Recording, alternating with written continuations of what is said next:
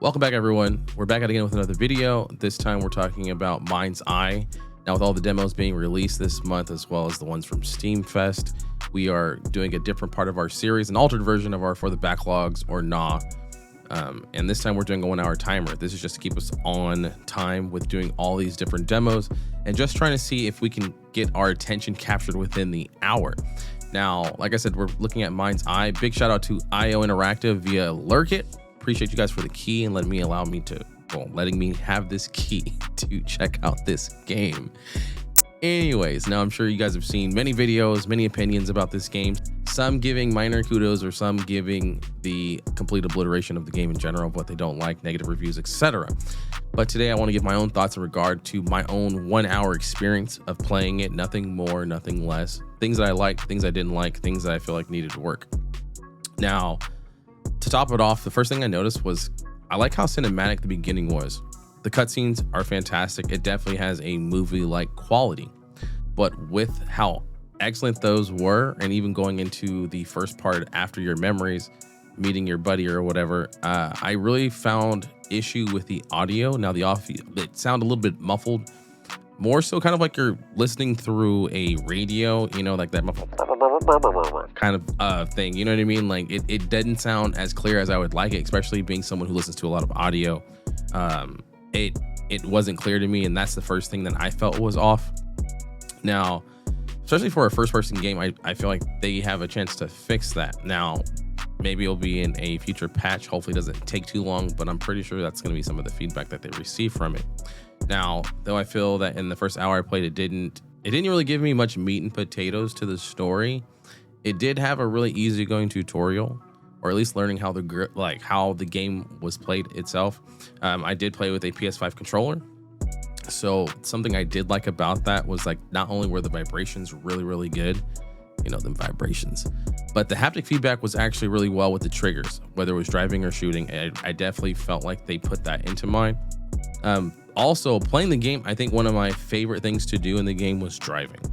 I know something so minute, but I feel like they spent the most time on that part. Well, maybe not the most time, but I feel like they've actually spent enough time to make it feel good.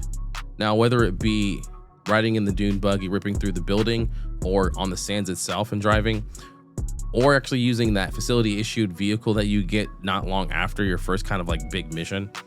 You definitely feel like you're driving. You feel like it's not some static car that you go left or right, but it actually has like a smooth path when driving, and that, you know, like any turn of the steering wheel affects the car.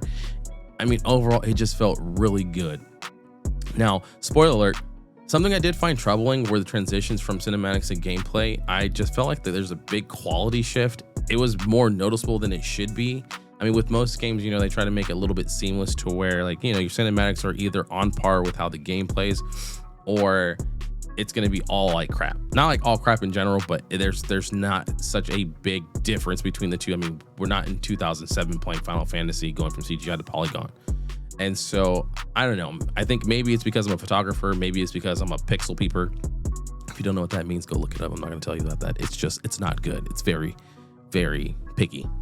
But I found the cinematics like really, really crisp, and the quality was so high. But then when you go into game, you notice like this weird artifacting or some of these like weird pixel parts in like the hair. And as smooth as the gameplay is, it's something that I noticed first. You know what I mean? It's like it doesn't always look so good all the time. And I'm rocking a medium grade build where I can still play games on ultra. I can play games on high, and the quality is there. It's just that, you know, of course, new games, new situations, new optimizations. Now, one of the biggest features they talked about in Mindseye is being able to use assets for the missions that you can create on your own and play those. I'm not gonna lie, I really didn't like this because when we go into our first memory, it literally felt like a simulation. Instead of it being a core memory of like what happened and whatever you went through, it just felt like we were in an open room, simulation, assets everywhere, and it was closed off. But that also brings me into my next point. The aim assist, I'm not gonna say it's garbage. I just don't think that it works 100%. And if they're gonna claim that there's no aim assist, then I have an issue, because there's times where you line the body up and it'll point right there near them. Of course, you do have to do your minor adjustments, but it wasn't there all the time, or sometimes it would just veer off, or you would be like far away and not even looking at them, and somehow your gun just snaps on a body.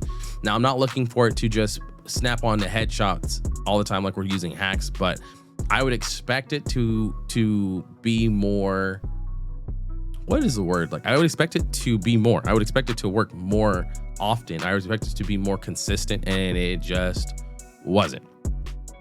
I mean, honestly, I think I'll just kind of suck it up and play this game keyboard and mouse, because that way, like, at least I have an excuse of it not being like snappy. But hopefully they fix that. Now, overall, my experience, it's not bad. I don't really feel that I have enough of the story to see whether it's good or bad, but I'm not just sitting here in an uncommitted relationship with the game. All I can say is, like, I'm definitely gonna play the game some more. It just gives off some vibes. It gives off like Detroit Becoming Human, and then it also has kind of like cyberpunk tendencies in a sense, more so like the launch and how cyberpunk went. But that doesn't mean that they can't turn it around. I mean, every company nowadays has the opportunity to learn from past mistakes and be that company that gives you better product now, as opposed to learning a lesson, kind of like Cyberpunk did, if we all know and remember that release. I know y'all remember. Or No Man's Sky, which took years and dedication to bring back their fan base, and now this game continues to put up new stuff. I mean, shoot, shout out to them for even working on that continually, even after the failure of their releases. But it still has the opportunity to do better. So I'm just hoping that they receive feedback with open arms and don't take that personal or try and be petty. But I do think that I'll continue with this game, since we do have a free copy of it, and just to see more about this game. Maybe I'll give you guys an update if you guys ask for it. But anyways, if you made it this far in the video, I really do appreciate you guys for sticking around. Thank you so much. We're on our way to 400 subscribers. So if you would like to like and subscribe, also leave a comment. Let me know, are you playing this game? If you have played the demo, what did you like about it? What didn't you like about it? What things do you think that they could work on? Let me know, because I'm here to have a discussion. Anyways, y'all, I'll see you guys in the next one. Peace.